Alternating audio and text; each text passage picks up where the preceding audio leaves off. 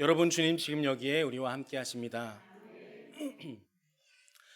사도 요한은 오늘 본문의 앞부분에서 진정한 성도의 삶을 살기 위해서는 하나님과 예수님과 성도 간의 아름다운 사귐이 있어야 한다고 말씀했습니다.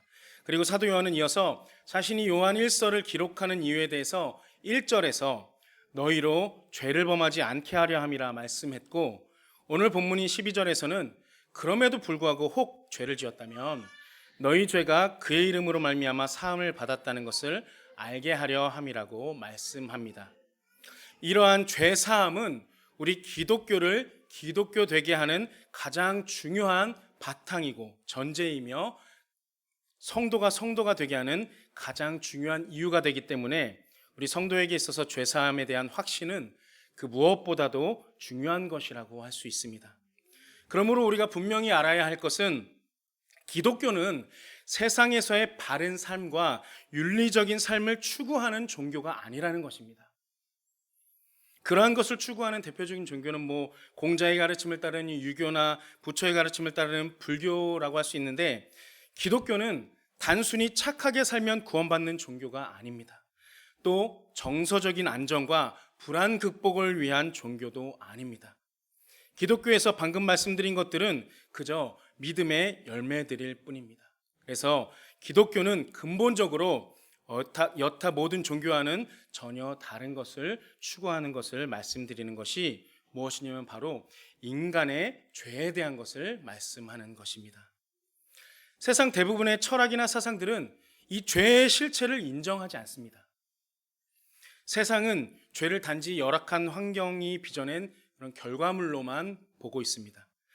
살인 강도가 생기는 이유는 환경과 형편이 그 사람을 살인하도록 강도짓을 하도록 만들었기 때문이라고 생각한다는 것입니다.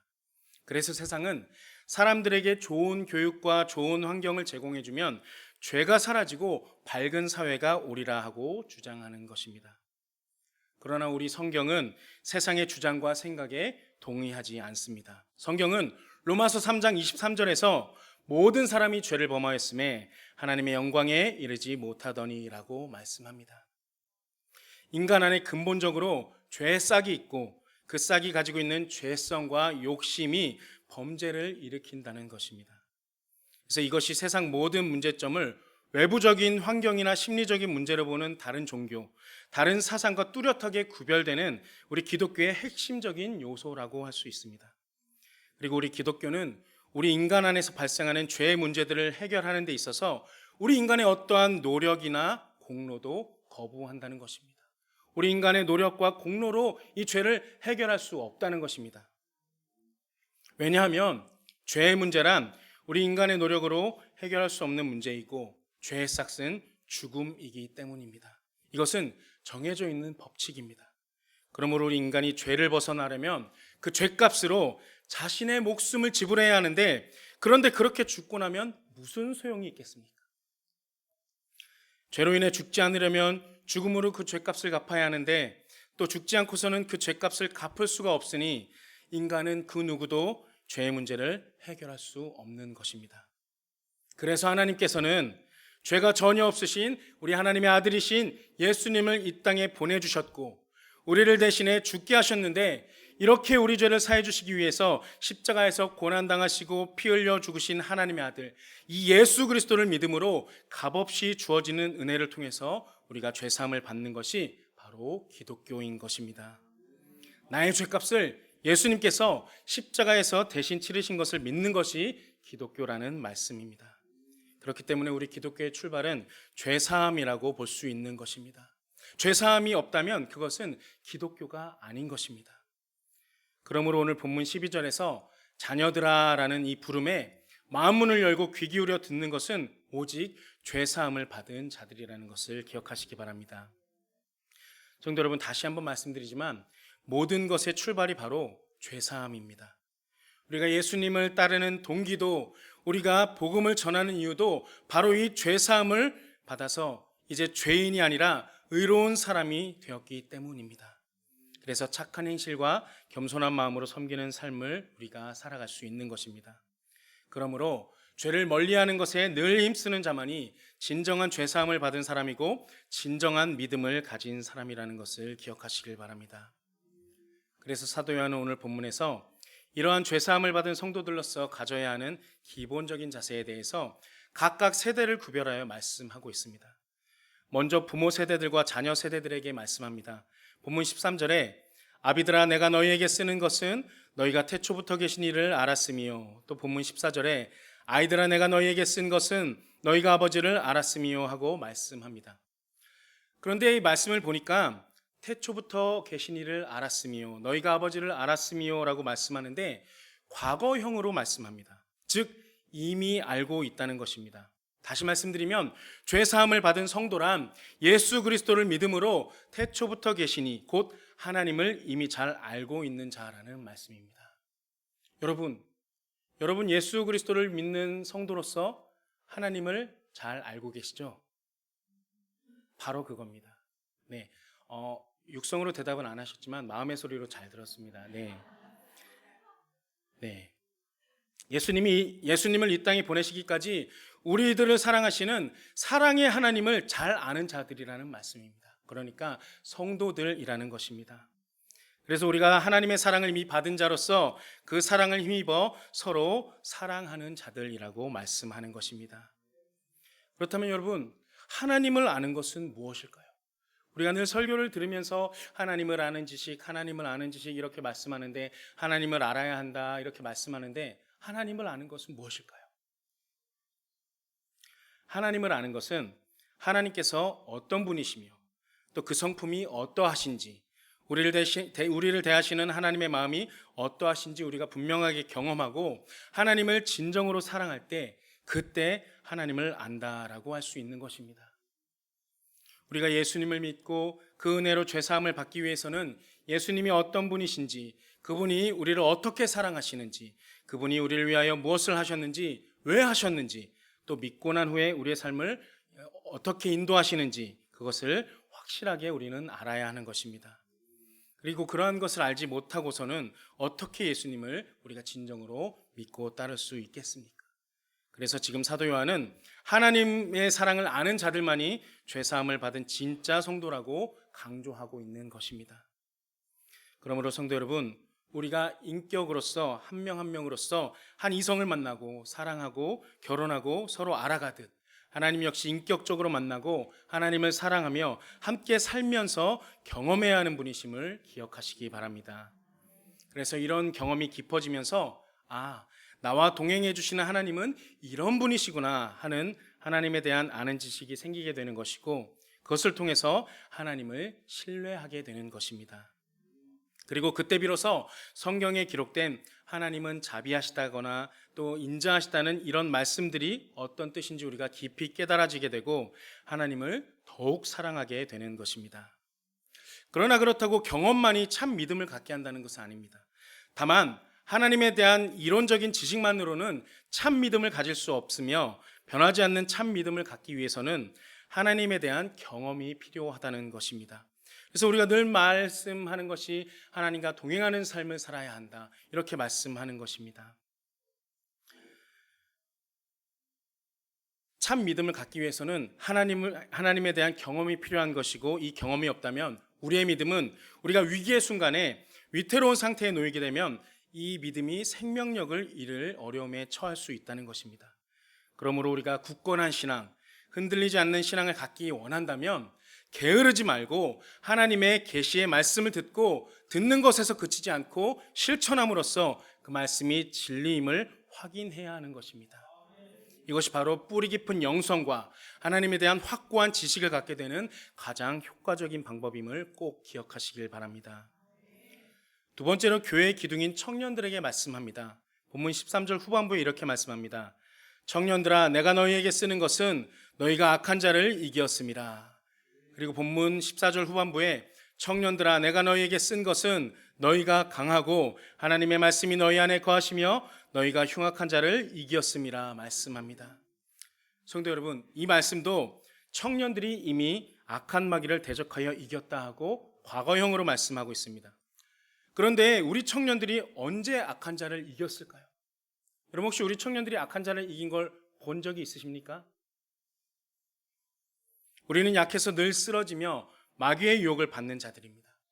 그러니 우리가 언제 악한 자를 이겼다고 말할 수 있을까요? 예를 들자면 갈라디아서 2장 20절에 사도 바울은 이렇게 고백합니다. 내가 그리스도와 함께 십자가에 못 박혔나니 그런즉 이제는 내가 사는 것이 아니요 오직 내 안에 그리스도께서 사시는 것이라. 성도 여러분, 한번 생각해 보시기 바랍니다. 그렇다면 사도 바울이 언제 예수님과 함께 십자가에 못 박혔습니까? 사실 그런 일도 없습니다. 하지만 사도 바울이 이렇게 말할 수 있는 이유는 예수님께서 십자가에 못 박히신 이 사건을 자신의 사건으로 받아들였기 때문입니다. 그래서 사도 바울은 자신 있게 예수님의 십자가 사건과 부활 사건을 자기 사건으로 말씀하고 있는 것입니다. 또한 그렇기 때문에 사도 바울은 악을 이기는 삶을 살 수 있었습니다. 성도 여러분, 오늘 본문 13절에도 성경은 분명히 말씀합니다. 청년들아, 너희가 악한 자를 이기었음이라. 기억하시기 바랍니다. 기독교는 나를 보고 나를 성찰하는 종교가 아닙니다. 기독교는 예수님을 보고 예수님을 믿고 예수님을 의지하는 종교입니다. 그러므로 예수님의 승리가 곧 나의 승리이며 예수님의 부활이 곧 나의 부활인 것입니다. 이것을 믿음으로 예수님의 승리를 나의 승리로 그렇게 삼으시는 여러분들이 다 되시기를 간절히 바라고 축원합니다. 이어서 사도 요한은 우리들에게 본문 15절에서 이 세상이나 세상에 있는 것들을 사랑하지 말라 하고 말씀합니다. 그리고 본문 16절에서 이 세상이나 세상에 있는 것들은 육신의 정욕과 안목의 정욕과 이생의 자랑이라고 말씀합니다. 그런데 성도 여러분, 이런 것들은 세상 사람들이 추구하고 좋아하는 세상의 꿈과 목표들입니다. 그래서 사도 요한은 이런 것들을 우리가 미워하고 멀리해야 할 세상의 죄악이라고 규정하고 있습니다. 이러한 것들은 세상에 속한 마귀의 것이기 때문입니다. 본문 15절에서 이런 것들을 사랑하는 사람은 하나님의 사랑이 그 속에 없는 사람이다라고 말씀하고 있습니다. 그렇다면 우리가 어떻게 하면 이러한 세상의 죄악, 곧 마귀의 유혹을 이길 수 있을까요? 성도 여러분, 이것에 대해 성경에는 아주 좋은 말씀이 있습니다. 마태복음 4장을 보면 예수님께서 40일을 주야로 금식하신 후에 마귀에게 시험을 받은 사건이 상세하게 기록되어 있습니다. 예수님이 이때 마귀에게 3가지 시험을 받으십니다. 첫째는 돌로 떡덩이가 되게 하라는 시험입니다. 40일을 주야로 굶으신 예수님께 돌로 떡을 만들어서 먹으라고 사탄은 이야기합니다. 이것은 오늘 본문의 3가지 세상의 유혹 중에서 육신의 정욕을 채우라는 마귀의 시험입니다. 둘째는 하나님의 아들이거든 성전 꼭대기에서 뛰어내리라 하는 시험이었습니다. 예수님 자신이 하나님의 아들임을 세상 사람들에게 그럴듯하게 보여주라고 유혹한 것입니다. 이것은 예수님의 안목의 정욕을 자극한 시험입니다. 그리고 3번째는 예수님께 천하만국과 그 모든 영광을 줄 테니 자기에게, 사탄에게 경배하라고 시험했습니다. 이것은 이 세상의 것들로 자신을 채우고 자신을 자랑하라는 이생의 자랑에 해당하는 것입니다. 그렇다면 이러한 3가지 시험들에 대해 예수님께서는 어떻게 이기셨습니까? 여러분 아주 잘 알고 계시지 않습니까? 이 마귀의 3가지 시험을 예수님께서는 어떻게 이기셨습니까? 맞습니다. 말씀으로 마귀의 시험을 물리치셨습니다. 사람이 떡으로만 살 것이 아니요 하나님의 입으로부터 나오는 모든 말씀으로 살 것이라. 주 너의 하나님을 시험하지 말라. 주 너의 하나님께 경배하고 다만 그를 섬기라. 예수님의 마귀의 유혹을 하나님의 말씀으로 물리치셨던 것입니다. 성도 여러분, 그 옛날 육신의 정욕과 안목의 정욕과 이생의 자랑을 가지고 예수님을 시험하던 이 마귀는 지금 오늘 우리도 시험하고 있습니다. 육신의 정욕으로 가득 찬 세상에서 하나님을 위해 살지 말고 너 자신을 위해 살아라고 유혹하고 있습니다. 육신의 정욕으로 가득 찬 이 세상에서 아니 뭐 볼 거 있어, 하나님 위해 살지 말고 너 자신을 위해 살아. 공부 열심히 하고 돈 많이 벌어서 좋은 차 타고 좋은 옷 입고 좋은 곳에 살면서 남들 보기에 멋지게 자랑하면서 살라고 유혹하고 있습니다. 눈에 보이지도 않는 하나님을 위해 살지 말고 자기 이름, 자기의 의를 위해 살라고 우리에게 계속 유혹합니다. 그러나 우리는 이런 세상의 유혹, 마귀의 유혹에 대해서 예수님께서 그러하셨던 것처럼 하나님의 능력의 말씀으로 이겨야 하는 줄 믿으시기 바랍니다. 그리고 하나님의 뜻대로 우리 서로 사랑하고 섬기고 돌보고 함께하는 삶을 살아야 되겠습니다. 성도 여러분, 우리가 반드시 기억해야 할 것은 이 세상도 사라지고 이 세상의 욕망도 사라질 것이지만 하나님의 뜻을 행하는 사람은 영원히 살 것이라는 사실입니다. 그러므로 성도 여러분, 모두 주님의 말씀 안에 거함으로써 이런 세상의 죄악들을 거뜬히 이겨내시기를 부탁드립니다. 예수님과의 아름다운 사귐을 통해서 죄사함 받으시고 그 은혜를 힘입어서 태초부터 계신 하나님의 언약을 소유하시고 성령의 권능 받아서 믿음으로 악한 자를 이기고 생명의 복음을 전하는 여러분들 되시기를 예수님 거룩하신 이름으로 간절히 축원합니다. 기도하겠습니다. 지금도 살아 역사하시며 진리의 말씀으로 우리를 믿음의 길로 인도하시는 사랑의 하나님 아버지, 저희는 마땅히 자신의 죄로 인해 죽어야 하는 죄인이지만 독생자 예수님을 통해 저희의 모든 죄를 사해 주시고 이렇게 구원해 주셨사오니 무한 감사를 드립니다. 그 크신 은혜를 받은 자로서 육신의 정욕과 안목의 정욕과 이생의 자랑에 빠지지 않고 날마다 악한 사탄의 유혹을 이기고 승리하는 저희들이 되게 하여 주시옵소서. 또한 믿음으로 멋진 승리의 삶을 사는 우리가 될 수 있도록 하나님 함께하여 주시옵소서. 예수님의 이름으로 간절히 기도드립니다.